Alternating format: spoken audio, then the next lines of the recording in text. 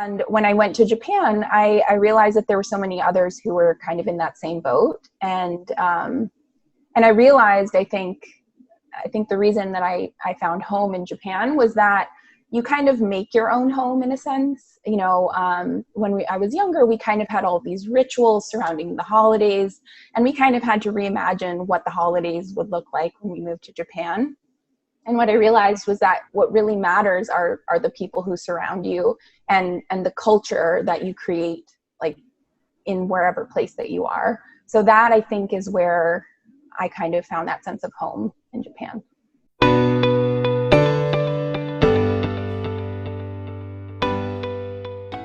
Welcome to the 54th episode of Tokyo Alumni Podcast. Today, our guest graduated from ASIJ in 2004. Having grown up as a first-generation Brazilian-American in a homogeneous Connecticut suburb, she had often felt stymied.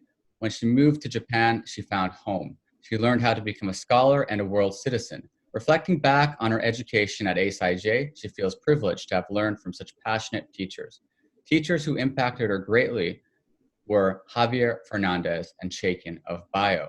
Her experience as a third culture kid has guided many of her personal, professional, and academic decisions. It guided her to move to New York, one of the most heterogeneous metropolises in the United States, to jump at the opportunity to live in Brazil as a finance headhunter covering the Latin American region, and to apply to her current doctoral program, bilingual track, to receive training in non-discriminatory assessment and therapeutic practices.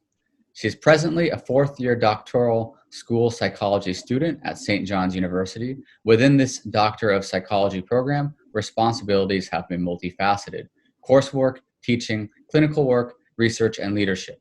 The marriage of her doctoral training and multicultural background has reinforced her commitment to advocacy work and cultural sensitivity in the therapeutic context.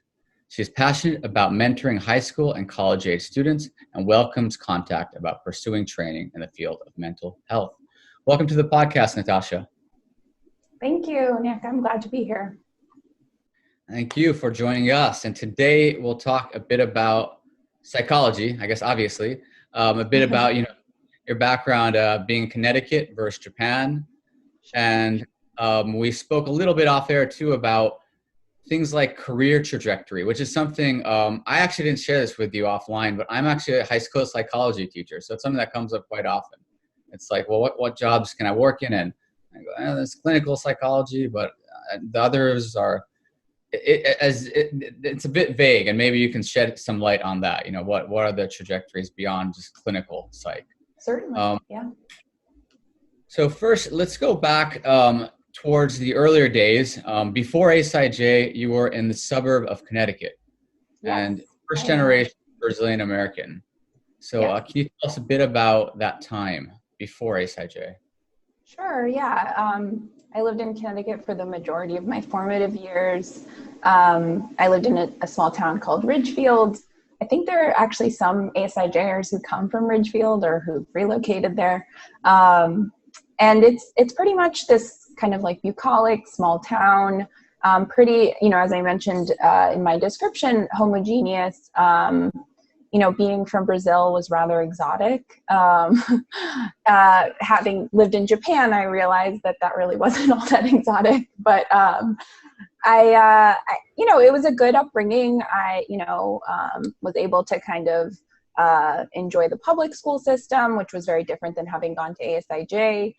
It was interesting when my parents announced to us that we were moving to Japan. I think they were bracing themselves for a pretty strong emotional response on our part. Now, I was in 8th grade at the time, and I actually felt really relieved because I remember seeing high schoolers, kind of hanging out in the parking lot of the gas station and kind of just hanging out on the weekends. And I don't know, as an 8th grader, I kind of just thought that seemed a little boring. And I felt like there was more to the world to see. So when I came to Japan, I was just so enraptured by all of the incredible people that I was able to meet, throughout my time. And also the openness of the community, living in this small town in Connecticut, the population was fairly static. It wasn't altogether common to have a new influx of students or having people move. So just being part of this transient and dynamic community in Japan was really special for me. And what's interesting is how you've lived in Connecticut a longer time, but you sort of felt like you found home in Tokyo. So can you sort of elaborate a bit more in regards to, what you said there in your bio? Certainly, yeah. I think that what I was yearning for was to be part of a society that was more open-minded. And, I remember when I was, I want to say in like 6th grade or 7th grade, we did this like genealogy assignment where we had to kind of trace our ancestry. And my family originated from Spain, Portugal, and Ukraine. And for whatever reason, that was like abnormal. Most of the people in my town were Irish or Italian, maybe German or, English. But just being this kind of, different person and recognizing that I actually wasn't altogether so different from so many people that I know outside of that small community, I think just caused me to really want to kind of explore the rest of the world and see what else there was to be done outside of, this small little rural town. And when I got to Japan, I just, we have people from the embassy, from like a military background, who just had such rich experiences outside of, the American experience, that I really, I already came into Japan kind of feeling like I was sort of half Brazilian, half American, and not really being altogether accepted in either community, I suppose. And when I went to Japan, I realized that there were so many others who were kind of in that same boat. And I realized, I think the reason that I found home in Japan was that you kind of make your own home in a sense. When I was younger, we kind of had all these rituals surrounding the holidays, and we kind of had to reimagine what the holidays would look like when we moved to Japan. And what I realized was that what really matters are the people who surround you and the culture that you create, like in wherever place that you are. So that, I think, is where I kind of found that sense of home in Japan. Mm-hmm. Yeah, it's really intriguing to hear, people's various stories in regards to where they're from and where they go. It hasn't aired yet, but I just interviewed Ben Carr, who probably would have been your freshman. And he lived in like 5-6 countries, and now he's in Canada. So it's very interesting to see, as you said, sort of this concept of home is just so transient, like especially within our community, which is really cool. It is cool. I mean, obviously this podcast isn't about myself. I try not to talk about myself, but just for me, like I've lived in Korea now 8 years, and the kids always are surprised when I tell them I've lived in the States for 4. So I've lived for Korea twice the time I've lived in the States now. So someone would have told me that, 10 years ago, 20 years ago, I would have thought they're crazy, but you never know.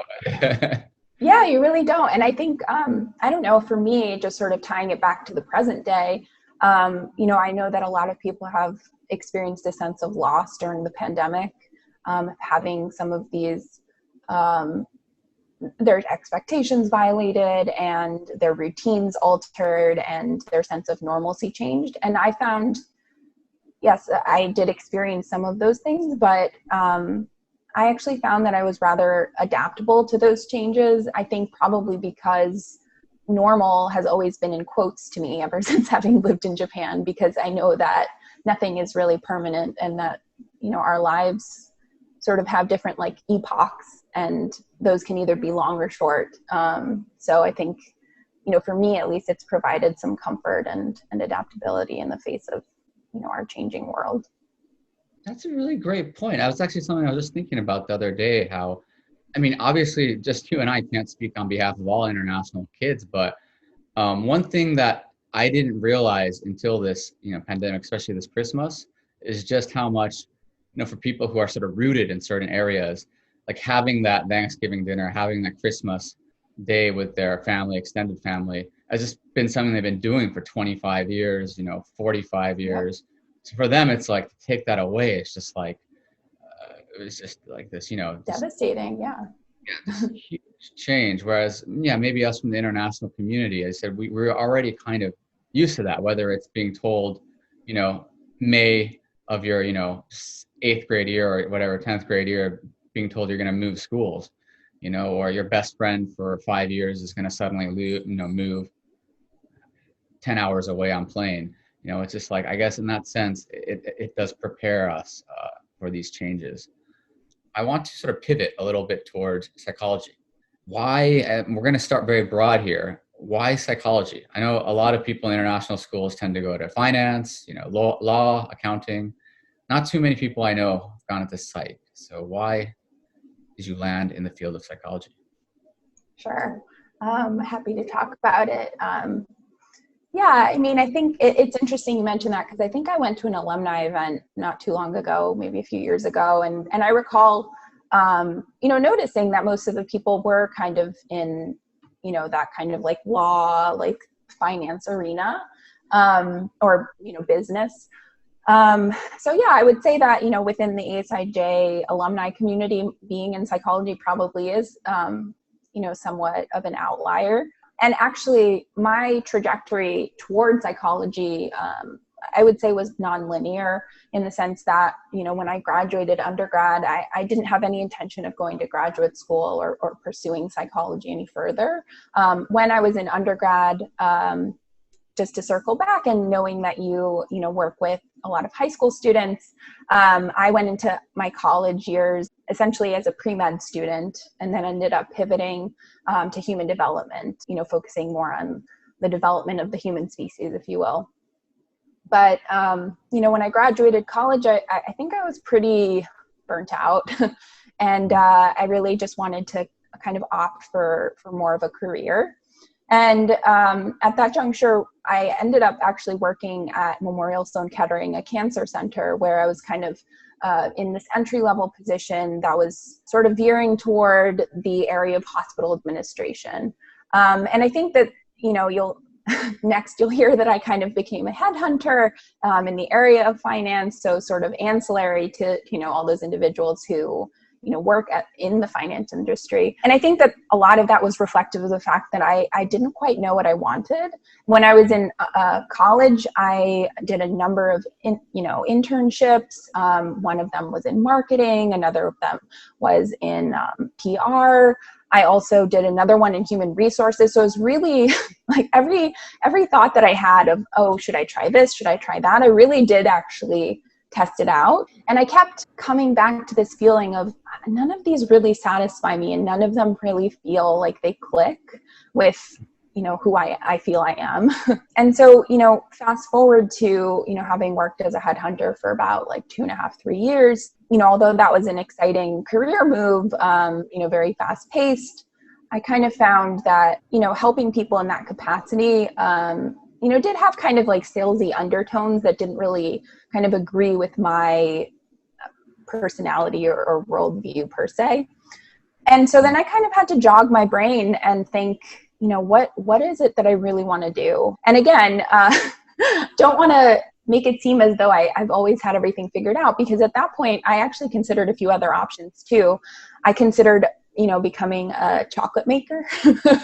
I had actually taken some courses in interior design prior, so I considered potentially making a move into interior design. But ultimately, what I realized was that those were tasks that kind of involved like creating a product, if you will. And actually, when I really kind of dug down, I realized that the parts that I most enjoyed about my jobs were that connection with humans. And I'd always gravitated toward working with children. When I was pre-med, I thought that I would become a pediatrician. You know, even though that dream was, you know, now in the past, I realized that I really wanted to kind of make a move in that direction. So I actually went back and got a master's degree. I went to NYU. I got a degree in general psychology. Both to kind of bolster my, you know, academic profile and, you know, kind of get all of the prerequisites under my belt, but also to gain more applied experience and to make a decision about whether I wanted to focus more on research or more on the practice of psychology. And in so doing, I, you know, was able to intern in a lab at Mount Sinai in the city. I was working with tics and Tourette and also with obsessive compulsive disorder, or OCD. And in that capacity, I was able to really kind of find my niche, which was, actually working with like therapy and working with kids.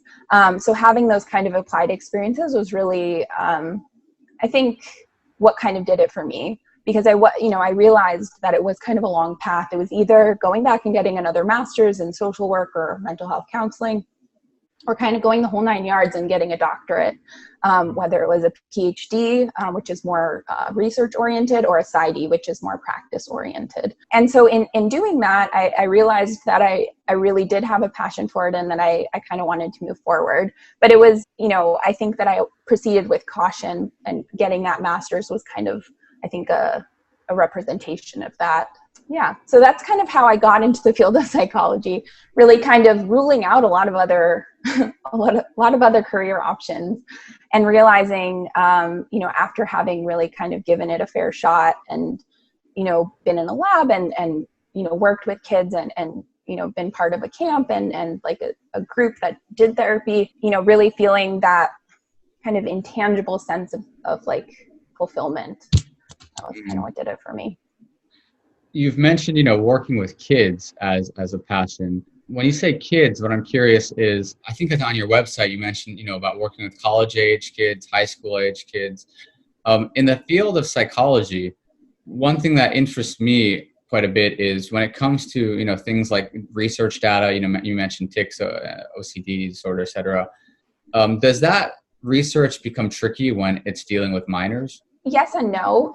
So typically, if you're working with people who are under the age of 18, you do have to get consent from the parent, but then you also have the added step of getting assent from the child. So although they can't necessarily provide consent for themselves, you do typically, if you're getting a project, through to actual like fruition, you have to get it approved by an institutional review board to make sure, especially if you're working with human subjects, there are a lot of hoops that you have to jump through to make sure that you're, proceeding ethically and that you're not going to do harm by, carrying out your study. And so through that process, you also have to develop assent forms to speak with children and make sure that they understand what they're getting into. And what do you find most rewarding about working with young people? I find that children's resiliency is what most draws me to them. And I've also worked with adults, and I enjoy it. I think the conversation is quite different. I think there are appealing aspects to both.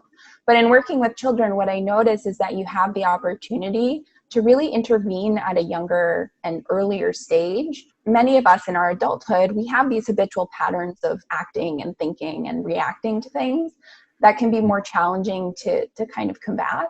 And as a child, your brain still has so much potential to change and kind of rewire before you've actually kind of gone to the stage where you're so entrenched in those patterns. So I think that that's really what appeals to me. Kind of one of my passions is just generally changing our society through education. And I view therapy as a means of doing that, because a good part of therapy is actually educating people about whatever condition it is that they have and the way that they're reacting or responding and how that might be impacting them. I think why I'm most drawn to children and adolescents. It's interesting when you talk about education. I think society is constantly evolving, constantly changing. And even, it's been about 20 years since we were in high school. It seems like a lot of norms are constantly shifting. And I'm just thinking off the top of my head, even something as simple as sort of, the perception of homosexuals. Like, we're young, but I can remember even when I was in high school, or, we were in high school at the same time, slurs against homosexuals were like pretty normal. And it was just it was just one of those things where I think as a society, and we were at a very liberal school, but we were just, it still wasn't quite there yet, and I think things are still evolving.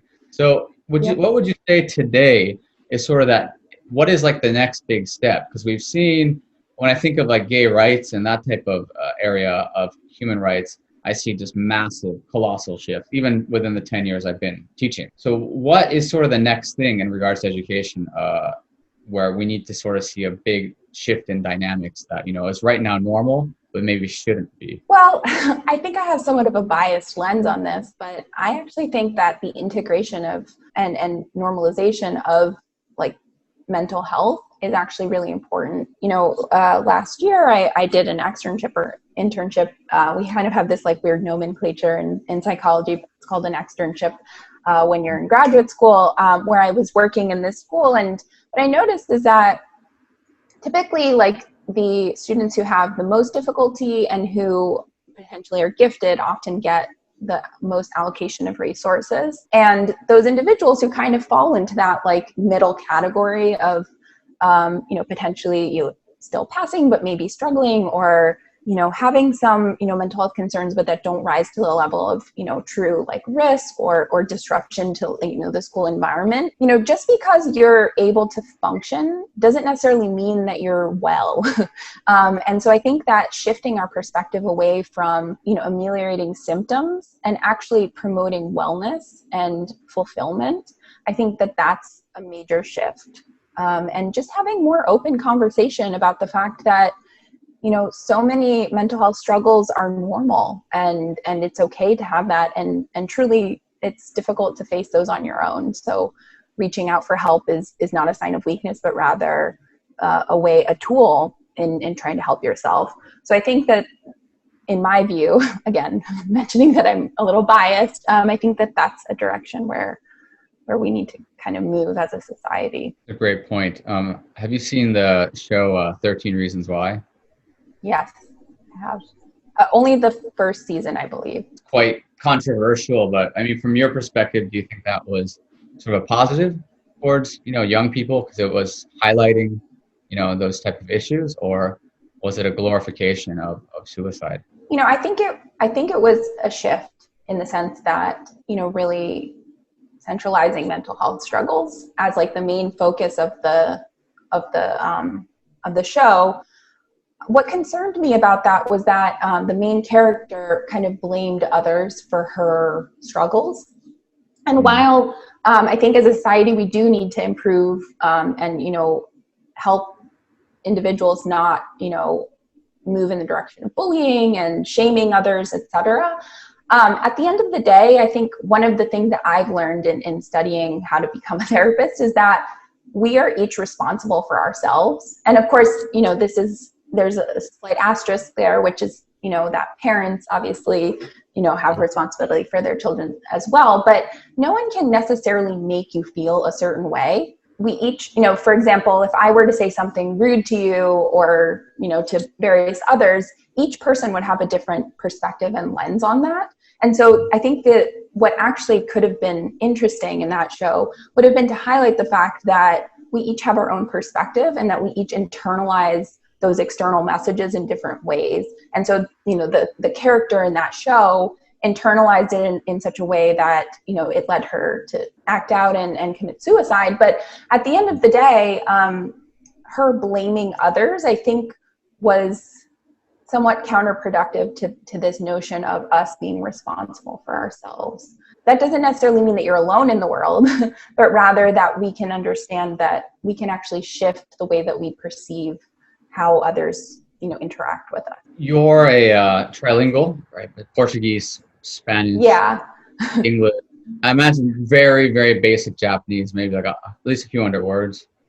That'd be. Yeah, I would say the Japanese has definitely rusted over the years. My brother has done a better job of keeping up with it.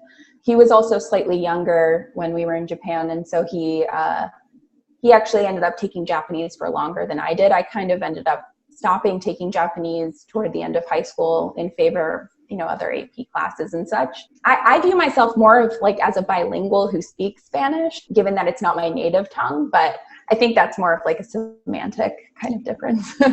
But the fact is that I can speak all three. And you've been able to sort of leverage that background in regards to, your studies being both, English and Spanish. In what other ways has sort of being multilingual aided you in regards to, your doctoral or just work outside of psych externships? And So actually, I think that my just general affinity for languages and, natural, background in having a few different languages under my belt has led me to seek out placements and, training opportunities that sort of enhance that. So for example, in that school that I mentioned, I was in a town called Mineola that has a large Portuguese population. So I specifically sought that out because, having those kind of Portuguese speaking enclaves is pretty rare.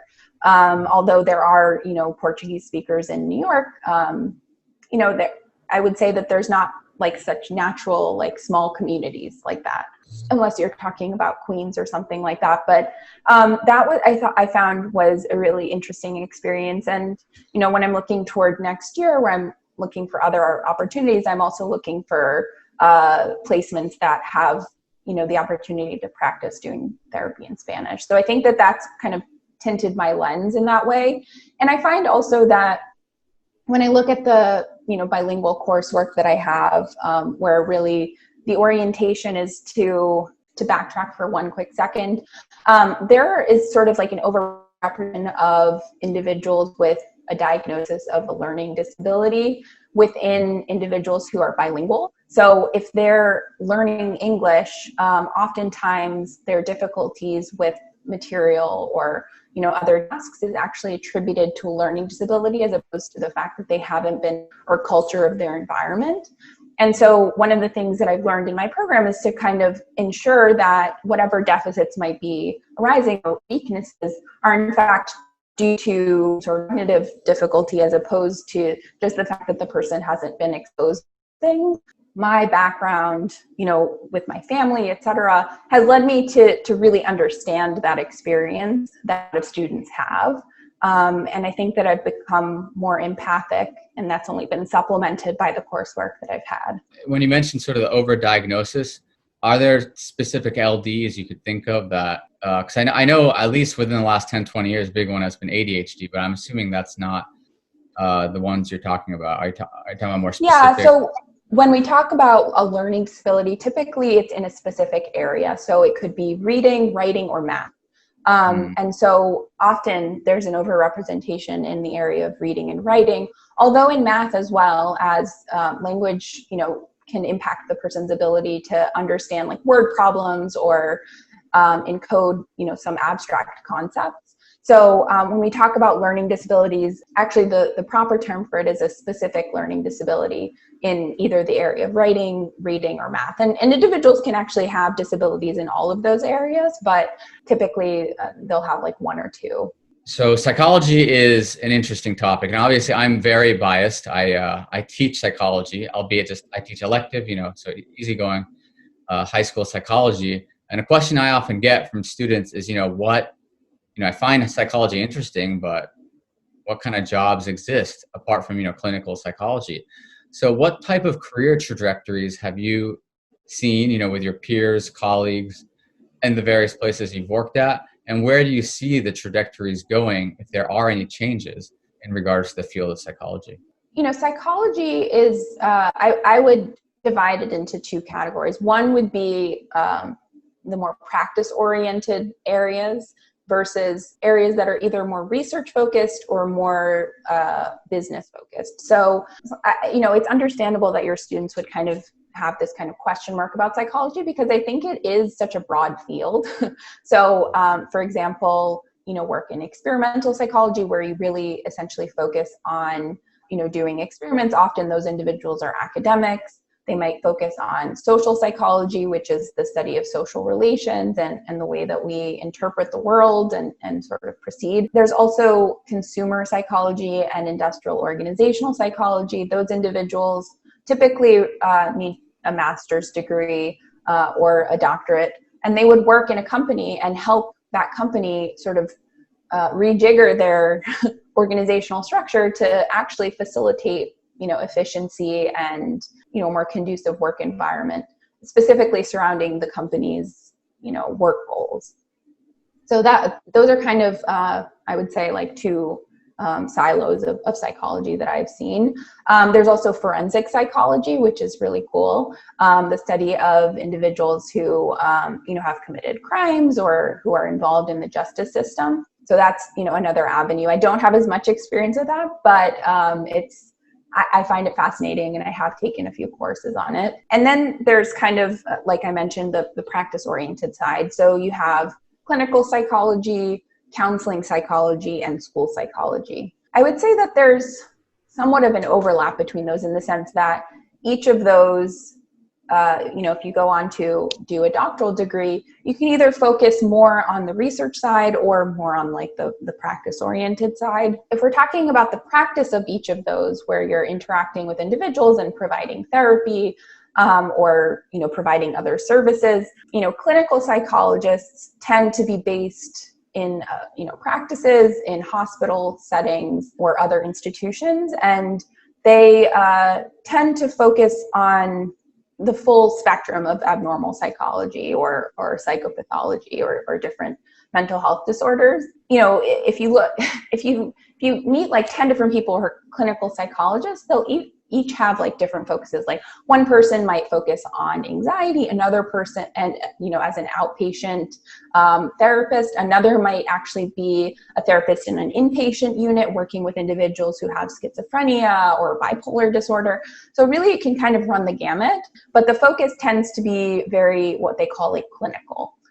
In terms of counseling psychology, you do get that kind of clinical exposure, but there's often also a focus on, actually doing some sort of like vocational assessment.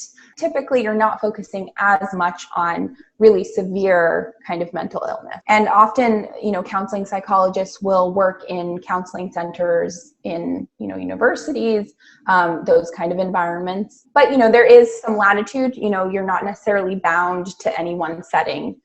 If you're a licensed psychologist, which is what you are, if you're in either school, counseling, or clinical psychology, you have the ability to do things. Although, there might be times when, a job posting says, specifically looking for a clinical psychologist.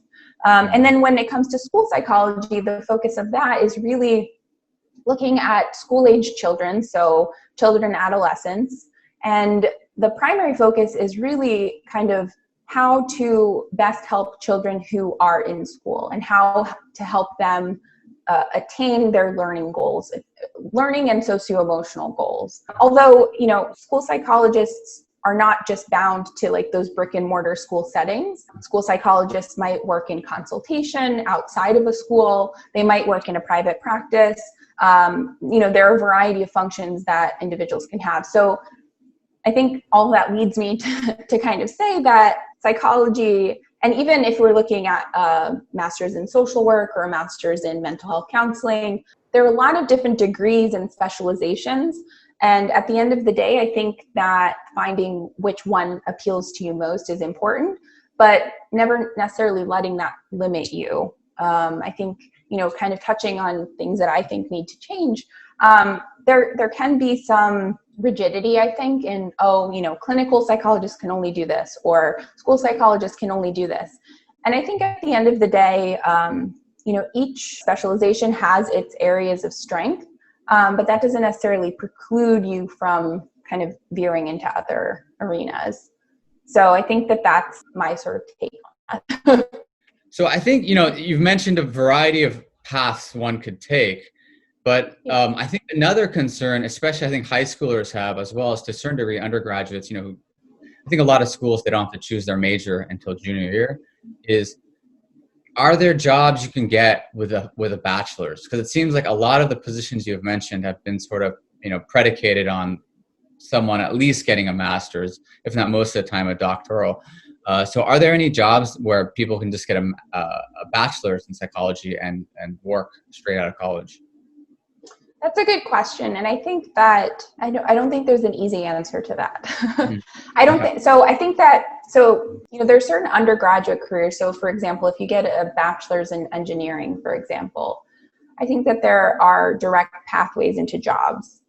However, in psychology, sort of touching on what I was describing, which is that you have to be a little creative and open-minded, I don't think that there are necessarily any sort of careers, if you will, that are structured around a bachelor's in psychology.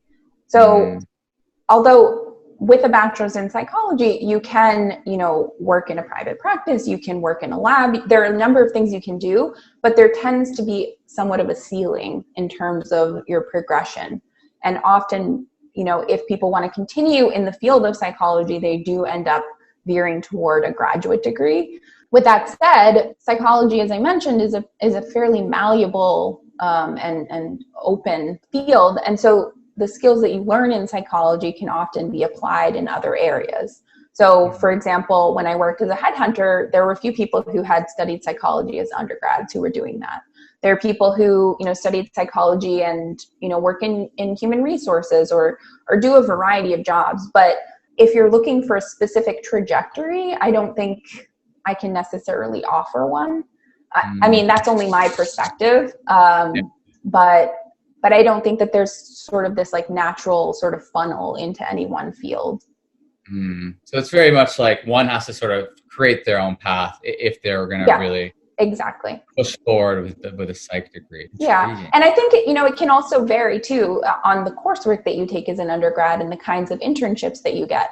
If you were doing internships that were more clinically oriented, I've definitely seen people, help with more like clinical type projects and that kind of thing. If you were focusing more on like forensic psychology or more on industrial organizational psychology, there are potentially avenues that you could pursue. But again, it would be up to you to kind of, I think, network and talk to people and find out what opportunities, most aligned. Well, towards the end of the podcast, I like to ask the guest what is coming up in their lives the next few years, next few decades.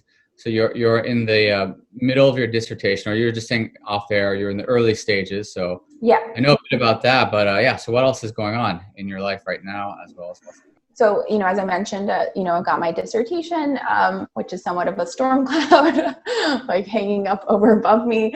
Although I enjoyed the research. I have one more year of training, if you will. And so what I'm going to be working in a school district part-time, and then also I'm hoping to be in an inpatient unit to kind of amplify my exposure. Right now, I'm actually working in a private practice that does cognitive behavioral therapy and dialectical behavior therapy. So working with a lot of individuals who have what we call emotion dysregulation.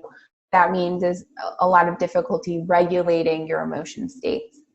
And part of that is also working with individuals who have borderline personality disorder, which is, I think, somewhat of a rare disorder to encounter in a lot of private practices. So sort of capitalizing on the experience that I've gotten in working with dialectical behavior therapy, I'm going to be working in this school district that actually offers dialectical behavior therapy to students, which is a rarity.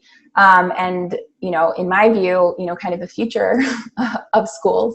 And then we'll also hopefully be placed in an inpatient unit that also offers DBT to those individuals. And then sort of in the longer term, once I have my degree, I will, so just, to your students and others who are interested in psychology, after next year, I'll be pursuing what we call an internship, and that's a full-time position that's required for you to actually become licensed. So once I've completed that, it's somewhat like a residency, if you will, if we had to equate it to the medical field.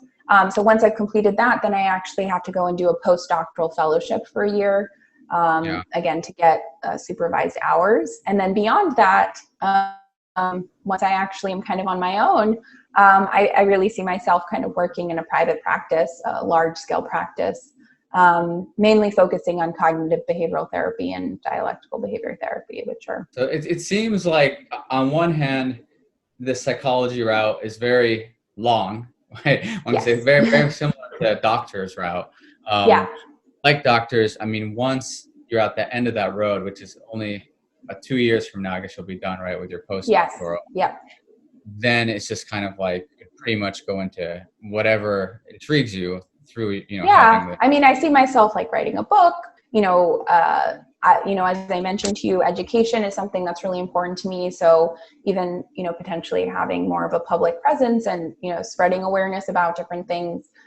So I do, I love it as a field. I also, caution people to really explore, what the requirements are before kind of delving in psychology. I don't think it's something to, kind of just take lightly, but I think it's a very rewarding field if it truly clicks for you. So yeah, bright futures for individuals, in your class who might want to move forward. Yeah, I'll definitely tell them there's options of many, and it's definitely intriguing your story, and I look forward to maybe that book way down the line. So thank you for joining us today for our 54th. I keep forgetting the numbers. I think it's 54th. I'm actually wearing this happy holiday shirt because it should be. Yeah. It's a Rick and Morty over there, Rick and Morty. So. Very cool. Yeah, I was noticing that. Well, thanks, Nick. I'm so glad to be on your podcast. And I think it's, I've listened to some of your other episodes and I think it's such a cool idea. And I think I read somewhere that you kind of like started with this project because a lot of your students kind of had these questions about, what is it like beyond high school? Maybe I'm misremembering that, but I think that might've been the impetus behind it. So I think that's really amazing. Testament to your commitment to working with those students. Yeah, it's definitely one of the reasons. A few others, but yeah, I appreciate that you actually saw a few. Yeah. So thanks a lot for having me on. It was a nice conversation.